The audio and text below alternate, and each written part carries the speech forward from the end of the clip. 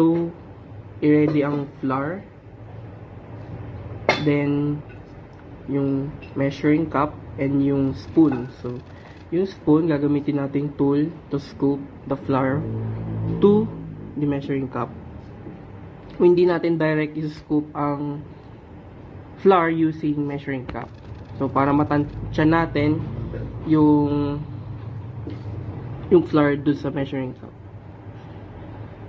Ayan. So, antay lang natin mapuno yung measuring cup. Then, using the neck of the spoon, ipapantay natin yung surface ng measuring cup. So, yan. So, if may nakikita pang mga part na hindi pa pantay,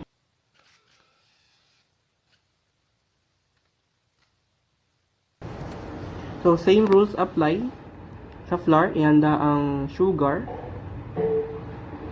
at panibagong spoon at measuring cup. So, pupunuin lang din natin ang measuring cup. So, again, hindi natin i-direct isuscoop ang measuring cup sa sugar. So, antayin na natin mapuno and using the neck, papantay natin ang surface. So, hanggat hindi napapantay ang surface, mag-a-add tayo hanggang sa ma-perfect yung surface niya. So, ayan.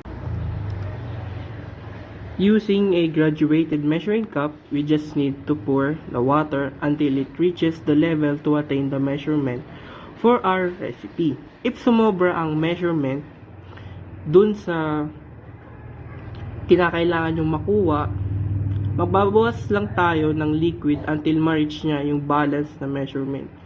So, para sakto yung gagamitin nyo dun sa recipe.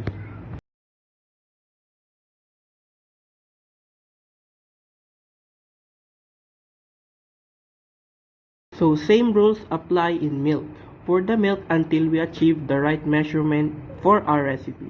Magbabawas lang tayo ng mere amount para hindi sumobra ang pagbawas at maging balance ang measurement.